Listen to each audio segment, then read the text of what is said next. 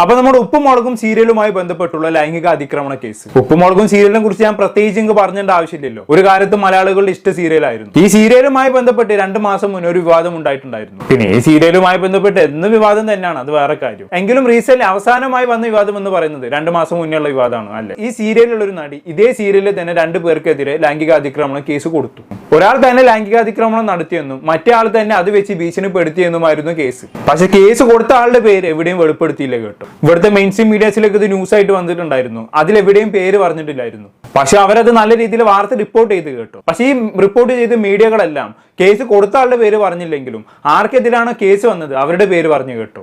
SP ശ്രീകുമാറും Biju സോപാനവും. ഈ ഒരു കാരണം കൊണ്ട് തന്നെ ബിജു സോപാനവും SP ശ്രീകുമാറും അന്ന് സോഷ്യൽ മീഡിയയിൽ നല്ല രീതിയിൽ കീറി മുറിക്കപ്പെട്ടിട്ടുണ്ടായിരുന്നു. ഇവിടുത്തെ മാധ്യമങ്ങളാണെങ്കിൽ 1-2 ദിവസം ഈ കേസ് ചർച്ച ചെയ്തു. പിന്നെ അതിനെക്കുറിച്ച് യാതൊരു അപ്ഡേറ്റും കാര്യങ്ങളും നൽകിയിട്ടില്ലായിരുന്നു. എന്തായാലും അതിനിടയ്ക്ക് ഇതേ സീരിയലിൽ അഭിനയിക്കുന്ന 1-2 നടിമാർക്കെതിരെ സോഷ്യൽ മീഡിയയിൽ പല പ്രചരണങ്ങളും നടന്നിരുന്നു. ഇവരാണ് കേസ് കൊടുത്തത് എന്നുള്ള രീതിയിൽ. അവസാനം അവർ തന്നെ പബ്ലിക്കിൽ അഡ്രസ് ചെയ്ത് പറയുകയും ചെയ്തു ഞങ്ങളല്ല കൊടുത്തത് എന്നുള്ളത്. എന്തായാലും ഇപ്പോഴും കേസ് കൊടുത്ത ആളുടെ ഐഡന്റിറ്റി റിവീൽ ചെയ്തിട്ടില്ല എന്നുള്ളതാണ്. അത് പിന്നെ അങ്ങനെയാണല്ലോ, നമ്മുടെ നിയമം അങ്ങനെയാണല്ലോ. ഒരാൾക്കെതിരെ പീഡന കേസ് കൊടുത്താണെങ്കിൽ കേസ് കൊടുത്ത ആളുടെ ഒരു ഡീറ്റെയിൽസും ഡിസ്ക്ലോസ് ചെയ്യാൻ പാടില്ല. പക്ഷെ ആർക്കെതിരാണ് കേസ് കൊടുത്തത് അവരുടെ കംപ്ലീറ്റ് ഡീറ്റെയിൽസും വീട്ടഡ്രസ് അടക്കം പുറത്തു വിടാം, ഒരു കുഴപ്പമില്ല. ഈ മൂഞ്ചിയ നിയമം മാറ്റേണ്ട സമയം എന്നെ അതിക്രമിച്ചിരിക്കുന്നു എന്ന് പറയാതെ വയ്യ. കാരണം ഇതുകൊണ്ട് തന്നെ ഒരുപാട് വ്യാജ കേസുകൾ കുന്നുകൂടുന്ന ഒരു രാജ്യമായി നമ്മുടെ ഇന്ത്യ മാറിയിരിക്കുന്നെന്ന് പറയാതെ വയ്യ. ഇപ്പൊ കാര്യങ്ങളൊക്കെ സുഖല്ലേ? ഒരാളോട് എന്തെങ്കിലും പേഴ്സണൽ വൈരാഗ്യം ഉണ്ടെങ്കിൽ അയാൾക്കെതിരെ നേരെ കൊണ്ടുപോയി പരാതി കൊടുക്കാം. ആ പരാതി ജെന്യൂൻ ആവണമെന്നൊന്നുമില്ല. പ്രത്യേകിച്ച് അയാൾ ഒരു സെലിബ്രിറ്റി സ്റ്റാറ്റസ് ഉള്ള വ്യക്തിയാണെങ്കിൽ, അതല്ലെങ്കിൽ ഇൻഫ്ലുവൻസിങ് സ്റ്റാറ്റസ് ഉള്ള വ്യക്തിയാണെങ്കിൽ കാര്യങ്ങൾ സുഖമായി. പിന്നെ അയാളുടെ പബ്ലിക് ഇമേജ് ഇല്ലാണ്ടാക്കാൻ വേറെ അങ്ങോട്ടും പോകണ്ട. ഇപ്പൊ റീസെന്റ് 2-3 ഇൻഫ്ലുവൻസേഴ്സിനെതിരെയും ഒരുപാട് പരാതികൾ വന്നല്ലോ. അതൊക്കെ വാർത്ത നമ്മൾ കണ്ടതുമാണ്.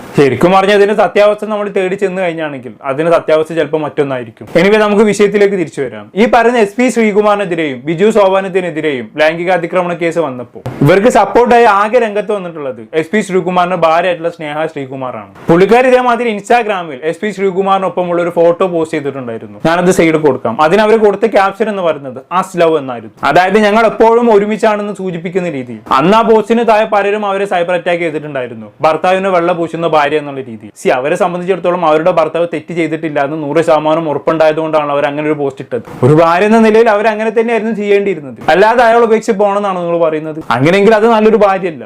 ഒരു വ്യക്തിയെ സംബന്ധിച്ചിടത്തോളം അയാൾക്ക് ഒരു ആരോപണം നേരിടുന്ന സാഹചര്യത്തിൽ അയാൾക്ക് ഏറ്റവും കൂടുതൽ വേണ്ടത് ഹോം സപ്പോർട്ടാണ്. അയാൾ ചെയ്തത് തെറ്റല്ല എന്ന് ഉറപ്പുണ്ടെങ്കിൽ കേട്ടോ. ആ ഉറപ്പോടെ സ്നേഹ ശ്രീകുമാർ നൽകി, അത്രേ ഉള്ളൂ. അതിന് ഇവരെങ്ങനെ പഴിചാരേണ്ട യാതൊരു ആവശ്യവുമില്ല. എന്തായാലും ഇതിനെല്ലാം ഒടുവിൽ സാർക്ക് ലൈവ് എന്ന് പറഞ്ഞൊരു ചാനൽ ഇവർ 2 ദിവസം മുന്നേ ഒരു ഇന്റർവ്യൂ നൽകിയിട്ടുണ്ടായിരുന്നു. അതിൽ ഇവർ ചില കാര്യങ്ങൾ കൂടി പറയുന്നുണ്ട്. നമുക്ക് എന്തായാലും ഒന്ന് കേട്ടു നോക്കാം. ഇതിപ്പോ ഇവിടെ പറയേണ്ടതുണ്ടോ എന്ന് ചോദിച്ചാൽ എനിക്ക് മാത്രമേ അത് പറയാൻ പറ്റുള്ളൂ. അതുകൊണ്ട് ഞാൻ പറയാണ്, എല്ലാവരും പറഞ്ഞൊരു കാര്യമായിരിക്കും. ഒരു 2 മാസം മുമ്പൊക്കെ എൻ്റെ സ്ത്രീയുടെ ഫോട്ടോ അങ്ങനെ വന്നു എല്ലാ ന്യൂസ് ചാനലിലും ഒക്കെ, ലൈംഗിക അതിക്രമം എന്നൊക്കെ പറഞ്ഞിട്ട്.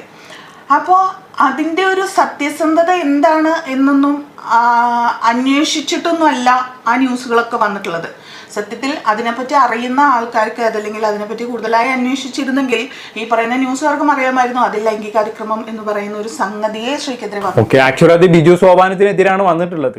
ഇവിടെ ബിജു സോപാന ലൈംഗിക അതിക്രമണം നടത്തിയെന്നും SP ശ്രീകുമാർ അത് വെച്ച് ഭീഷണിപ്പെടുത്തിയെന്നുമാണ് പെണ്ണ് കേസ് കൊടുത്തിട്ടുള്ളത്. പക്ഷേ ന്യൂസുകളിൽ വന്ന എങ്ങനെയാണ് ഈ SP ശ്രീകുമാറിന്റെയും ബിജു സോപാനത്തിന്റെയും ഫോട്ടോ കാണിച്ചുകൊണ്ട് SP ശ്രീകുമാറിനെതിരെയും ബിജു സോപാനത്തിനെതിരെയും ലൈംഗിക അതിക്രമണ കേസ് ഇന്ന് കൊടുത്തു. അപ്പൊ സ്വാഭാവികമായിട്ടും ഇത് കാണുന്ന പലരും തെറ്റിദ്ധരിച്ചിട്ടുണ്ടാവുക SP ശ്രീകുമാറിനെതിരെ ലൈംഗിക അതിക്രമണ കേസ് വന്നിട്ടുണ്ട് എന്നുള്ളതാണ്. ആക്ച്വലി അങ്ങനെ വന്നിട്ടില്ല. ഭീഷണിപ്പെടുത്തിയെന്ന കേസാണ് വന്നിട്ടുള്ളത്. ഒരു ക്ലാരിഫിക്കേഷൻ നൽകിയെന്ന് മാത്രം. ബാക്കി നോക്കാം. അങ്ങനെ പരാതിയിൽ പോലും വന്നിട്ടില്ല. പിന്നെ അപ്പം അവിടെ ഒരു സ്ത്രീയാണ് കൊടുത്തത്. ഇന്നും ഇപ്പൊ ഞാൻ പറയുന്നു, എനിക്ക് അവരുടെ പേര് പറയാനോ അല്ലെങ്കിൽ അത് ആരാണെന്ന് പറയാനോ ഈ കേസ് എന്താണെന്ന് പോലും പറയാനുള്ള സ്വാതന്ത്ര്യം എനിക്കില്ല. അങ്ങനെയില്ലെന്ന് ഞാൻ വിശ്വസിക്കുന്നില്ല.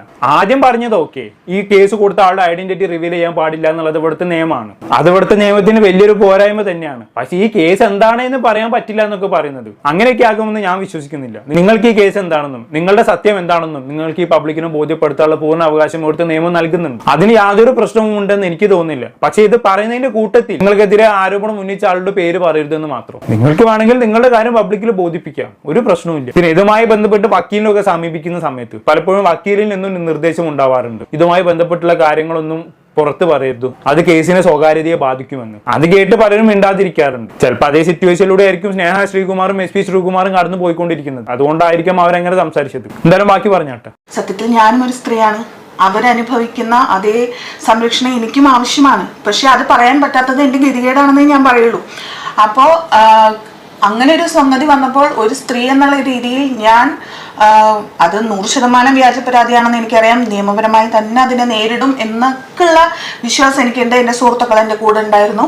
ഇതൊക്കെ ഉണ്ടെങ്കിൽ പോലും ഞാൻ പറയുന്നത് നമ്മൾ ആ സമയത്ത് ആ ഒരു ഫ്രാക്ഷൻ ഓഫ് സെക്കൻഡ് നമ്മൾ പോയ ഒരു മാനസികാവസ്ഥയുണ്ട്. അതൊരാളും ചിന്തിച്ചിട്ടില്ല. അതൊരു സത്യമാണ്. നമ്മൾ തെറ്റ് ചെയ്തിട്ടില്ല എന്ന് ഉറപ്പ് വരുന്ന ഒരു കുറ്റത്തിന്റെ പേരിൽ നമ്മൾ പൈ കേൾക്കേണ്ടി വരിക, കീറി മുറിക്കപ്പെടുക എന്ന് പറയുന്നത് അത് വല്ലാത്തൊരു വേദനാജനകം തന്നെയാണ്. നമ്മൾ പുറത്തിറങ്ങി നടക്കുമ്പോൾ പോലും അതിന്റെ പേരിൽ ആളുകൾ നമ്മൾ ക്രൂശിക്കുക എന്ന് പറയുമ്പോൾ അതിന് വേദന എന്ന് പറയുന്നത് പറഞ്ഞറിയിക്കാവുന്നതിലും അപ്പുറമാണ്. എന്തായാലും ബാക്കിയാണ് നോക്കാം. ഈ പറയുന്ന ഓപ്പോസിറ്റ് നിൽക്കുന്നതും ഒരു സ്ത്രീയല്ലേ, അവരും ചിന്തിച്ചിട്ടില്ലല്ലോ. അവരെന്തിനു ചിന്തിക്കണം? അവരുടെ ആവശ്യം തന്നെ നിങ്ങൾ പബ്ലിക്കിൽ കീറി മുറിക്കപ്പെടണം, നിങ്ങൾ മാനസികമായി വിഷമിക്കണം എന്നല്ലേ. അപ്പൊ പിന്നെ അവരെന്തിനാ അത് ചിന്തിക്കണം? അവർക്ക് അത് ചിന്തിക്കേണ്ട യാതൊരു ആവശ്യമില്ല. എന്തായാലും ബാക്കി പറഞ്ഞാട്ടെ. സത്യം പറഞ്ഞാൽ നിയമങ്ങള് രണ്ട് രീതിയിൽ ഉപയോഗിക്കപ്പെടാൻ. അപ്പം ഇത്തരം വ്യാജ പരാതികൾ വരുമ്പോൾ എന്ത് സംഭവിക്കും? സത്യമായ പരാതി കൊടുക്കുന്നവരുടെ ഞാൻ പറയുന്ന ഈ അന്വേഷണ ഉദ്യോഗസ്ഥർക്ക് കൂടുതൽ എന്താ പറയാ തിരക്കുകൾ ഇവരുണ്ടാക്കി കൊടുക്കല്ലേ ഈ വ്യാജ പരാതി കൂടിയിട്ട്. അവരിതിന്റെ പണിയെടുക്കണ്ടേ? ഇത് ഞാൻ സമയം കൊടുക്കുന്നില്ല. അതാണ് ഞാൻ പറയുന്നത്. അപ്പം അങ്ങനെ ഒരു സംഗതി വന്നു കഴിഞ്ഞപ്പോ എന്തായാലും ഞാൻ ശ്രീയുടെ അടുത്ത് ഞങ്ങൾ രണ്ടുപേരും പറയുന്നത് ഇത്രയേ ഉള്ളൂ, ഇത് 100% കള്ളപ്പരാതിയാണ് എന്നുള്ളത് ഞങ്ങൾക്കറിയാം, നമ്മളുമായിട്ട് ബന്ധപ്പെട്ട ആൾക്കാർക്കറിയാം, ഈ പറയുന്നവർക്കും അറിയാം, എല്ലാവർക്കും അറിയാം. അത് ഞങ്ങൾ തെളിയിക്കും. ഓക്കെ, ഇത് വ്യാജമാണെന്ന് 100% നിങ്ങൾക്ക് ഉറപ്പുണ്ടെങ്കിൽ നിങ്ങൾ അത് തെളിയിക്കുക തന്നെ വേണം. അതിന് ഏതറ്റം വരെയും പോകണം. പിന്നെ എന്റെ ഒരു റിക്വസ്റ്റ് എന്ന് പറയുന്നത്, അങ്ങനെ വ്യാജമാണെന്ന് തെളിയിക്കുന്ന സാഹചര്യത്തിൽ ഈ കേസ് അതോടെ തീരല്ലോ. പിന്നെ നിങ്ങൾക്കെതിരെ ആരാണോ വ്യാജ പരാതി കൊടുത്തത് ആ വ്യക്തിയുടെ ഐഡന്റിറ്റി നിങ്ങൾ റിവീൽ ചെയ്യണം. അത് മറ്റൊന്നും കൊണ്ടല്ല, അവർ പബ്ലിക്കിൽ എക്സ്പോസർ ആവട്ടെ, മറ്റുള്ളവർക്ക് അതൊരു പാടാവട്ടെ. ഇങ്ങനെ വ്യാജ പരാതി കൊടുത്ത് ആരെയും കൊടുക്കാമെന്ന് ചിന്തിക്കുന്ന കുറച്ച് പേർക്കെങ്കിലും അത് കാരണം ഒരു പാടാവട്ടെ. ഇനി ആർക്കും ഇങ്ങനെ സംഭവിക്കാൻ പാടില്ല. അതിനു വേണ്ടിയും കൂടിയാണ്. ഇതൊരു ബാക്കി പറഞ്ഞാട്ടെ. അതിൽ ഇനി ഒരു കോംപ്രമൈസും ഒരാളുമായിട്ടും ഇല്ല. അതിന് എല്ലാ സപ്പോർട്ടോടും കൂടി തന്നെ നിങ്ങൾ ഇതിനെ മുന്നോട്ട് കൊണ്ടുപോകുന്നത് 100%. അതെ, നമ്മളെ സംബന്ധിച്ച് ഈ ഒരു എന്താ പറയാ നമ്മുടെ ഒരു നിയമ സംവിധാനത്തോടുള്ള ഒരു വിശ്വാസ്യത നമുക്കുണ്ട്. അതുകൊണ്ട് അതിന്റെ ഒരു ഒറ്റ ബലത്തിലാണ് നമ്മൾ ഇപ്പോഴും എവിടെ ഇരുന്ന് സംസാരിക്കുന്നത്. അത് ഞങ്ങൾ തെളിയിക്കും. അത് തെളിയിച്ചതിന് ശേഷം ഒരു വരവ് ഞാൻ വരും. ഓക്കെ, ഇവരുടെ സംസാരത്തിൽ നിന്ന് നമുക്ക് മനസ്സിലാക്കാൻ പറ്റുമല്ലോ ഇവർ തെറ്റ് ചെയ്തിട്ടില്ല എന്നുള്ള 100% കോൺഫിഡൻസ് ഇവർക്കുണ്ട് എന്ന്. പിന്നെ നീതി ലഭിക്കുമെന്നൊരു വിശ്വാസവും ഇവർക്കുണ്ട്. അങ്ങനെയുള്ള ഒരാൾക്ക് ഇങ്ങനെയൊക്കെ സംസാരിക്കാൻ പറ്റത്തുള്ളൂ. ഇതെല്ലാം തെളിയിച്ചിട്ട് ഞാനൊരു വരവ് വരും എന്നുള്ള രീതിയിൽ. എന്തായാലും തെളിയിക്കട്ടെ, സത്യം എന്തായാലും പുറത്തു വരട്ടെ. ആ ഒരു ദിവസത്തിന് വേണ്ടിയാണ് ഞങ്ങളും കാത്തിരിക്കുന്നത്. എന്തായാലും ഇവർക്ക് അവസാനം പറയാനുള്ള കൂടി ബാക്കിയാണ് നോക്കാം. എന്തായാലും ഇത് ഏത് അറ്റം വരെ പോകാൻ പറ്റുമോ അതുവരെ ഞങ്ങൾ പോകും. കാര്യം ജുഡീഷ്യറിയിൽ ഞങ്ങൾക്ക് അത്രയും വിശ്വാസമുണ്ട്. അല്ല, വിശ്വാസം ഉള്ളതുകൊണ്ട് ഇപ്പം നമ്മളുടെ അടുത്ത് പല ആൾക്കാരും ഈ സംഭവം കഴിഞ്ഞതിന് ശേഷം ഇപ്പം എനിക്കൊരു യൂട്യൂബ് ചാനൽ ഉള്ളതാണ്, നമ്മൾ രണ്ടുപേരും സോഷ്യൽ മീഡിയയിൽ ആക്റ്റീവായിട്ട് നിൽക്കുന്ന. ഇതിൻ്റെ ഇടയിലൊക്കെ ഒരുപാട് കമന്റ്സ് വരുന്നുണ്ട്. എന്തുകൊണ്ട് നിങ്ങൾ പ്രതികരിക്കുന്നില്ല, എന്തുകൊണ്ട് നിങ്ങൾ വന്ന് പറയുന്നില്ല, ഞാനത് ചെയ്തില്ല എന്ന് പറയുന്നില്ല.